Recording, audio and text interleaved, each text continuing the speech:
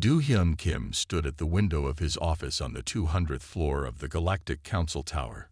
He watched the strange purple clouds float past, carrying small vehicles of different alien species. After 15 years of coming to this place, he still found it hard to believe that humans had made it this far. He picked up his tablet and looked at the time. 30 minutes until the final meeting. His fingers touched the smooth surface of his lucky pen, a gift from his grandfather. The old man had given it to him when he became Earth's chief diplomat, saying, "Sometimes the strongest move is knowing when to walk away." A soft knock on his door made him turn around. Harin Park, Earth's military attaché, walked in wearing her blue uniform with its golden Earth patch. Behind her came Tae-won Lee, their scientific advisor, carrying his usual stack of data pads. "Are you ready?" Harin asked, her face showing worry. "This is our last chance." Do-hyun smiled and put the pen in his pocket. "Yes, but not in the way they expect." The three of them walked to the big meeting room where the Galactic Council waited. The room was huge, with seats for 1,000 different alien species rising up like a bowl. At the center was a small platform where speakers had to stand. Do-hyun had stood there many times before, always asking politely for Earth to join the council. The council members looked down at them from their high seats. Some had scales, others had fur, and a few glowed with different colors. But they all shared the same look, like parents watching small children who wanted to sit at the grown-up table. The head council member, who looked like a tall blue tree with eyes, spoke first. "Representatives of Earth, we have studied your latest application for membership. We have concerns." Do-hyun noticed how the alien didn't use their names or titles. He had learned that this was a small way the council showed they thought humans weren't important enough. "Your species continues to show aggressive tendencies," the head council member said. "Just last month, a human trade ship fought back against pirates instead of calling for council help. This is not the way of civilized species." Harin's face turned red, but she stayed quiet. They had explained many times that the pirates had attacked first, and waiting for help would have meant death for the crew. Another council member, covered in silver feathers, spoke up. "Humans also keep making changes to approved technology. This is dangerous and shows you are not ready for full membership." Tae-won Lee gripped his data pads tighter. The changes had made the technology work better, and several younger alien species had already started copying human improvements. The head council member raised all four of its arms. "However, we are willing to offer Earth a path forward. We propose a 200-year probationary period. During this time, Earth will provide resources and research to the Council. If you prove yourselves civilized enough, we will consider full membership." The room went quiet. Do-hyun felt his grandfather's pen in his pocket. He thought about all the human children who had grown up hoping to explore the stars, only to be told they weren't good enough. He thought about the human scientists who had their discoveries dismissed, and the traders who had to use old, slow space routes because the council wouldn't share the better ones. He stepped onto the speaking platform. The council members shifted in their seats, expecting another plea for acceptance. "Honored Council," Do-hyun said, his voice clear and strong. "For 15 years, humanity has stood here asking to join your community.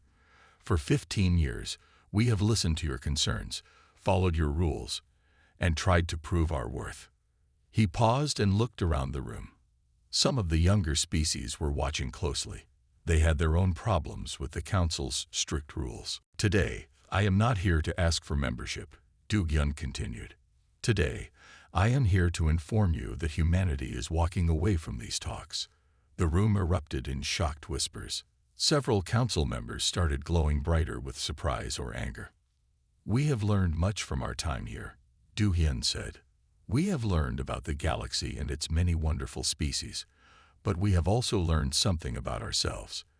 We are not the aggressive, uncivilized species you think we are. We are humans.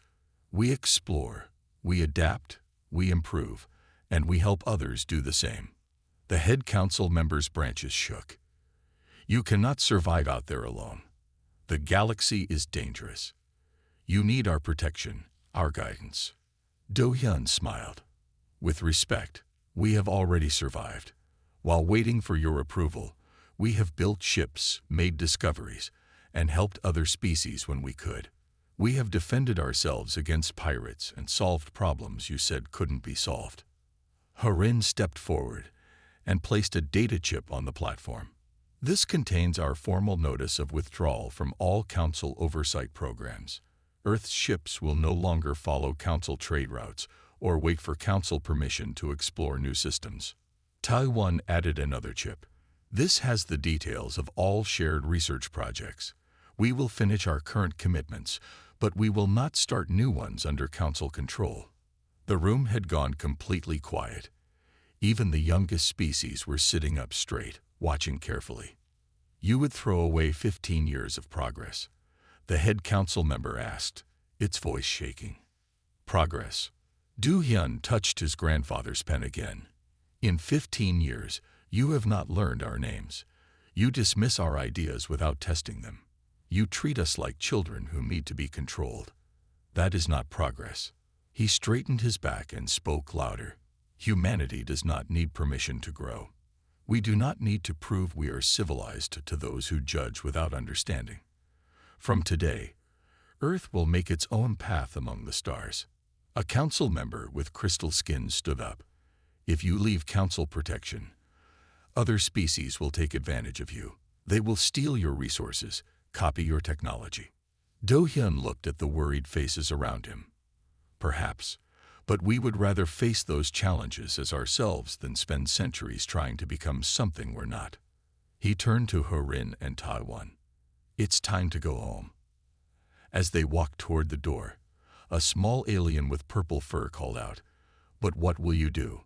Where will you go?" Do-hyun stopped and looked back. "We will do what humanity has always done. We will explore. We will learn. We will make friends where we can and defend ourselves when we must. And maybe someday the galaxy will understand that being different from you doesn't mean being wrong." The three humans left the council chamber together. As the door closed behind them, they could hear the room break into loud arguments. Several of the younger species were demanding to know why the council had pushed humans away. In the elevator going down, Harin finally spoke. "Well, that's done. No going back now." Taiwan nodded, looking at his data pads. "I've already received 6 messages from different species asking about sharing research outside of council oversight." Do-hyun took out his grandfather's pen and smiled. "We're not going back. We're going forward. And I think we just showed the galaxy something important. Sometimes the ones who need to prove themselves aren't the ones being tested." As they reached the ground floor, their phones buzzed with a message from Earth. The government had already announced their withdrawal from council membership talks. Ships were being prepared for independent exploration missions. Trading posts were being built in unclaimed systems. Outside the council tower, the purple clouds were turning orange in the sunset. Do-hyun looked up at the building where he had spent so many years trying to please others. He felt lighter somehow, as if putting down a heavy weight he had carried for too long. "Should we get dinner before heading back to Earth?" Harin asked. "I hear there's a good restaurant that serves food from 20 different planets." "Actually," Do-hyun said, "I'd really like some kimchi jjigae. Let's go home." As their ship took off from the council world, Do-hyun watched the tower disappear into the clouds. He thought about all the species in that room, especially the younger ones who had watched humans walk away.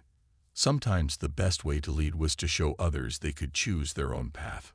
In his pocket, his grandfather's pen felt warm, like it was telling him he had made the right choice. Humanity had gone to the stars looking for acceptance, but had found something more valuable: the courage to be themselves. The ship jumped to light speed, heading home to Earth, where a new chapter in human history was about to begin. The galaxy might panic, but humans knew something the Council had forgotten. The best stories start when someone is brave enough to try something new. In the depths of space, Earth's ships were already starting their engines, ready to explore the galaxy their own way.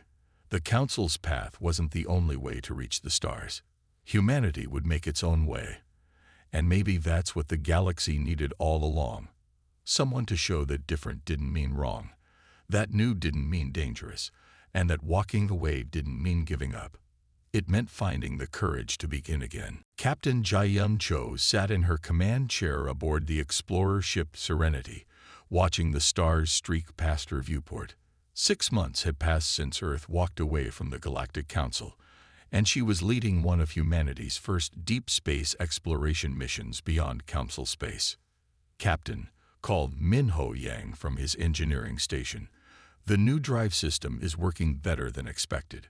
We're moving 30% faster than Council ships. Jae-yun smiled. The Council had always said their drive systems were perfect and couldn't be improved. But Min-ho had found a way to make them better by combining them with old Earth rocket technology. Navigation Officer Kang. Jae-yun called out, "What's our status?" Yuna Kang looked up from her screens, her eyes bright with excitement. "Captain, we're approaching a star system that the Council marked as without value. But our new scanners are picking up something interesting." The main screen lit up with images of a solar system with 12 planets.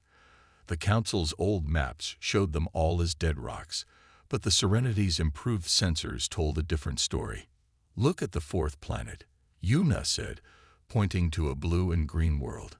The Council missed it because their sensors only look for specific signs of life.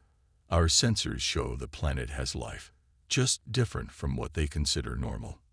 Jae-yun stood up and walked closer to the screen. The planet looked beautiful, with purple forests and silver oceans. The Council would have ignored it because the life there used copper instead of iron in its blood, making it invisible to their standard tests. "Min-ho, how are our landing systems?" Jae-yun asked. "Ready to go, Captain," he answered, already checking his equipment.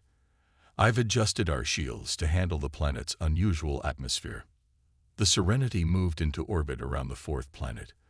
The crew worked quickly but carefully, following Earth's new exploration rules. These rules were simpler than the Council's but focused on being safe and respectful of any life they found. As they prepared to land, their sensors picked up something else. Hidden under one of the planet's oceans was a huge deposit of rare minerals, the kind needed for building advanced spaceships. "The Council missed this too," Min-ho said, shaking his head. "Their rules say you can't scan deep underwater because it might disturb sea life. But our careful scanning methods don't cause any harm." Jae-yun called Earth with their discovery. Within hours, other human ships were on their way to help study the planet and talk about trading with the simple but intelligent life forms they had found in the purple forests. But not everything was easy. A week later, while the Serenity was helping set up a research base, they got an urgent message. A Council patrol ship had spotted them. The Council ship's captain appeared on their screen, looking angry. "This system is marked as forbidden by Council law. You must leave immediately." Jae-yun stood tall in front of her screen. "This system was marked as without value, not forbidden. We checked the old maps carefully. We're breaking no laws by being here. You're using unauthorized technology." The Council captain said, "Those sensors and drive systems weren't approved." "They don't need to be approved anymore," Jae-yun replied calmly. "Earth is not under Council authority now. We make our own choices about technology." The Council captain's face turned a darker shade of blue. "Then we'll have to stop you by force. Power down your ships and prepare to be boarded." Jae-yun looked at her crew. They all nodded, ready for what came next. "I wouldn't advise that," she said to the Council captain. "We've improved our defensive systems too." The Council ship moved forward, preparing to fire its warning shots. But before it could shoot, 20 small devices launched from the Serenity sides. They flew around the Council ship in a complex pattern, creating a web of energy. "These are our new defensive drones," Jae-yun explained. "They won't harm your ship, but they can shut down your weapons and engines if you try to attack us. We didn't want to fight, but we came prepared to protect ourselves." The council captain watched in shock as the drones easily blocked all their scanning beams and targeting systems. Humanity's technology had grown in unexpected ways. This is impossible, the council captain said. These developments should have taken centuries. Jiayun smiled. That's because you only try things that are already proven to work. Humans like to experiment, to try new ideas. Sometimes we fail, but sometimes we make amazing discoveries. She pressed a button, sending data to the council ship. Here are the results of our scans of this system. You'll see we found safe ways to scan for resources without disturbing the environment. We're happy to share this information with you. The council captain looked confused. You'd share your discoveries with us after we tried to stop you. Of course, Jiayun said. Humanity didn't walk away because we wanted to be alone. We walked away because we wanted to be free to do things our own way. Sharing knowledge is part of who we are. After the council ship left, Jiayun's crew went back to their work. Over the next few weeks, they set up trading posts and research stations. The local life forms turned out to be friendly, and humans found ways to communicate with them using colors and light patterns. Word spread quickly through the galaxy. Other species heard about how humans had found value in a worthless system, how they had developed new technology that worked better than the council's, and how they shared their discoveries freely with others. More ships came to visit, not just from Earth, but from other young species who wanted to learn this new way of exploring. Jiayun and her crew taught them about human-style innovation, about trying new things while being careful not to cause harm. One evening, as Jiayun wrote in her captain's log, she thought about how things had changed. The council had said humans weren't ready for the galaxy, but maybe the galaxy had been ready for some human ideas. Captain, Yuna called from her station. I'm picking up signals from 3 more unexplored systems. They all show signs the council might have missed. Jiayun closed her log and smiled. Well then, let's go see what we can find. Minho, is our drive system ready for more testing? Minho grinned. I've made some new improvements. Want to see how much faster we can go? The Serenity turned toward the nearest signal, its engines glowing with a new kind of light. On board, the crew felt excited about what they might discover next. This was what humanity had always wanted, not just to follow others into space, but to find their own way among the stars. As they jumped to faster-than-light speed, Jiayun thought about all the other human ships out there, each exploring, each finding new things, each showing the galaxy that there was more than one way to do things right. The council had thought humanity needed centuries to be ready for the galaxy. But as it turned out, maybe the galaxy had needed humanity all along, to show that new ideas weren't dangerous, that different ways of thinking could solve old problems, and that sometimes the best discoveries come from being brave enough to try something new. The Serenity disappeared into the darkness of space, leaving behind a changed system and a changed way of thinking about exploration. Humanity wasn't just surviving without the council. They were showing everyone a whole new way to reach for the stars. Sun Woo Choi looked out from his office window in the Human Trade Federation building on New Singapore Station. Ships of all shapes and sizes moved through space below him. Some belonged to humans, others to the many alien species that now chose to trade with Earth instead of following council rules. His computer beeped with a message from Hai-Jin Kim, the diplomatic corps commander. Sir, 3 more species have requested trading partnerships. They're all leaving the council's trade network. Sun Woo nodded as he read the details. It had been like this for months now. The council had always controlled trade in the galaxy by making everyone follow their strict rules. But humans had found better ways to do things, and other species were noticing. Send them our standard welcome package, he told Hai-Jin. Make sure they understand our rules. Fair prices, honest dealing, and no taking advantage of less advanced species. Dae-Sung Park, his security chief, walked into the office carrying reports about recent pirate activities. The pirates are learning fast, he said with a smile. They don't attack human ships anymore. Not after what happened to the last group that tried. Sun Wu remembered that incident well. The pirates had thought human ships would be easy targets because they weren't part of the Council's protection network. Instead, they found out that human ships had their own ways of fighting back. "How are the new trade routes working?" Sun Wu asked, looking at the giant map of space on his wall. Blue lines showed human trade routes, while red ones showed Council routes. There were more blue lines every day. "Better than expected," Dae-sung replied. "Our ships are faster because we don't force them to stick to the old safe routes. We use better scanners to find safe shortcuts. Cargo gets delivered in half the time." A small green light started blinking on Sun Wu's desk. Someone wanted to meet with him. The screen showed it was an ambassador from the Palaxians, a young species that had joined the Council only 50 years ago. The ambassador walked in, his feathers changing colors with nervousness. "Director Choi, we need your help. The Council's trade rules are hurting our economy. They say we can only sell our special metals to approved buyers, but those buyers pay very low prices." Sun Wu offered the ambassador a seat. "Tell me more about these special metals. Maybe we can find a solution that helps everyone." As the ambassador explained, Sun Wu understood why the Council wanted to control this trade.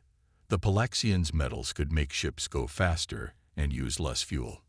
If everyone had access to them, the Council's control over space travel would become weaker. "We can help you set up direct trade with any species that wants to buy your metals," Sun Wu said. "Our ships can transport them safely, and you can set fair prices that help your people." The ambassador's feathers turned bright yellow with happiness. "But the Council says we need their protection.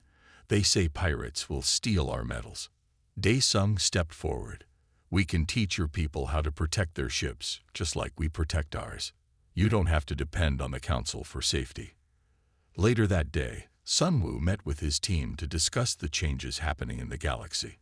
More and more species were starting to question why they needed the Council's permission for everything. "It's not just about trade anymore," Hai-jin said. "These species are learning that they can make their own choices. They're learning from our example." A message appeared on the big screen. A Council trade ship had tried to stop a human cargo vessel from using a new route. The cargo ship had simply activated its advanced shields and continued on its way, leaving the Council ship unable to do anything about it. "They still don't understand," Sun Wu said to his team. "The Council thinks controlling everything makes the galaxy safer, but we're showing everyone that there's another way." He walked to the map and pointed to a section of space where many trade routes crossed. "Look here. The Council kept these species separated, trading only through approved stations. Now they're meeting directly, learning from each other, growing stronger together." "Some Council members are getting worried," Dae-sung reported. "They're losing control over trade, and that means losing power. A few of them have even started asking if they can join our network instead." Sun Wu wasn't surprised. The Council's way of doing things had worked for thousands of years because no one questioned it. But now humanity had shown there were other options, and the whole galaxy was changing. He remembered something his mother used to say: "The strongest bridges are built by people working together, not by someone telling everyone what to do." That evening, as he prepared reports for Earth's government, Sun Wu got another interesting message. A group of Council scientists wanted to work with humans to study the new materials discovered in unexplored space. They didn't want to wait for Council permission anymore. "Send them information about our research sharing program," he told his assistant. "If they have good ideas, we want to hear them, no matter where they come from." The station's lights dimmed as it entered night cycle, but activity never really stopped. Ships kept arriving and departing, carrying goods and ideas to all corners of the galaxy. Each one showed that humanity's choice to walk away had started something bigger than anyone expected. Sun Wu stayed late in his office, watching the ships and thinking about the future. The Council had warned that humanity couldn't survive alone in space. Instead, humans had built something new, a network of trade and cooperation that worked better than the old system of control and rules. A small ship passed by his window, its design mixing human and alien technology in new ways. That's what made human trading different, he thought. They didn't just move goods from place to place. They helped ideas and innovations move too, making everyone stronger. Sir, Hai Jin's voice came through his computer. You should see this. The Galactic News Network is reporting that 20 more species are considering leaving the Council's trade network. Sun Wu smiled. The Council had thought humanity needed them to survive in space, but it turned out that by walking away, humans had shown the galaxy something important. Sometimes the best way to build something better is to start fresh. As he looked at the ever-changing map of trade routes, Sun Wu thought about all the species now finding their own paths, just as humanity had. The galaxy wasn't panicking anymore. Instead, it was waking up to new possibilities, new ways of working together, and new hopes for the future. And it had all started because humanity was brave enough to walk away and try something new. President Jin Ah-song stood in Earth's new Space Council chamber, looking at the giant screens that showed thousands of human ships moving through the galaxy. 50 years had passed since humanity walked away from the Galactic Council. In that time, Earth had grown stronger than anyone had expected. Her defense minister, Kyung Ho Nam, entered the room with an unusual message. Madam President, the Galactic Council has sent an official request to meet. They're not sending junior members this time. The entire High Council wants to come to Earth. Jinna raised her eyebrows in surprise. The Council had never visited Earth before. They had always made humans go to them. What's changed? She asked. Se-Young Moon, her economic advisor, walked in with a datapad. The Council is having serious problems. Many species have left their trade network to join ours. Their strict rules about technology are causing them to fall behind. And now they face a threat they don't know how to handle. The threat was something new in the galaxy. A group of artificial intelligences that had evolved in deep space. The Council's old rules said all AIs were dangerous and should be destroyed. But these AIs wanted to talk, to trade, to learn. The Council didn't know how to deal with something that didn't fit their rules. Humans have been talking with these space AIs for months now, Kyung Ho said. They're different from what we expected, but they're not dangerous. They just want to be accepted, like we did 50 years ago. Jinna walked to her office window. She could see the rebuilt skyline of Seoul, now filled with buildings that used both human and alien technology. Earth had changed so much since they walked away from the Council. When will they arrive? She asked. Tomorrow morning, Se-Young answered. They're asking for our help, but they're also afraid. Their whole system of controlling the galaxy is falling apart. Jinna spent that evening reading reports about everything that had changed in 50 years. Humans had built new colonies on planets the Council thought were useless. They had made friends with species the Council ignored. They had even found ways to travel through space that the Council said were impossible. The next morning, the Council ships arrived. They were big and impressive, but they looked old-fashioned next to the sleek human ships that escorted them to Earth. The Council members seemed nervous as they walked into the meeting room. They had never been the ones asking for help before. The head Council member, different from the one 50 years ago, but still looking like a blue tree with eyes, spoke first. President Song, we have come because the galaxy is changing too fast. We need humanity's help to understand these changes. Jinna looked at the Council members. Some of them had been there 50 years ago, when humanity walked away. They had thought humans were too unpredictable, too different. Now they were here because they needed those differences. What kind of help are you looking for? Jinna asked. We need to know how you talk to the space AIs, one Council member said. How do you trade with species that are so different? How do you keep order without strict rules? Jinna smiled. We don't try to control everything. We learn about each species we meet. We find ways to work together that help everyone. Sometimes that means changing our ways. Sometimes it means helping others change theirs. But that's so uncertain, another Council member said. How do you know it will work? We don't. Jinnah answered honestly. But we've learned that trying new things is better than staying stuck in old ways that don't work anymore. She pressed a button, and the room's screen showed images from across human space. There were trading posts where 10 different species worked together. There were ships built by humans and AIs working together. There were new colonies where species the Council thought could never cooperate were living side by side. This is what happens when you let people find their own ways to work together, Jinnah said. It's not always perfect, but it's alive and growing. Your system kept the galaxy peaceful by keeping everyone separate and controlled. Our way lets people learn to live together. The council members watched the screens with amazement. Some of them had never seen how much the galaxy had changed outside their control. Will you help us learn? The head council member asked. Will you teach us how to be part of this new galaxy? Jinnah looked at her advisors. Kyung-ho nodded. Se-young smiled. They had all expected this day would come. Yes, Jinnah said, but not as rulers and subjects. If you want to work with us, it must be as equals. Every species brings something valuable to the galaxy. Even you have important things to teach, if you're willing to learn new things too. The council members talked among themselves. This was not what they had expected. They had come hoping to find a way to regain control. Instead, they were being offered a chance to be part of something bigger. What do you suggest? The head council member asked. First, Jinnah said, meet the space eyes. Talk to them without assuming they're dangerous. Let them show you who they are, just as you should have let us show you who we were. She walked to the window and pointed to the sky. Then look at the galaxy with new eyes. All those species you thought needed control. They've grown stronger by working together. The problems you couldn't solve with your old rules. Many of them solved themselves when people were free to try new ideas.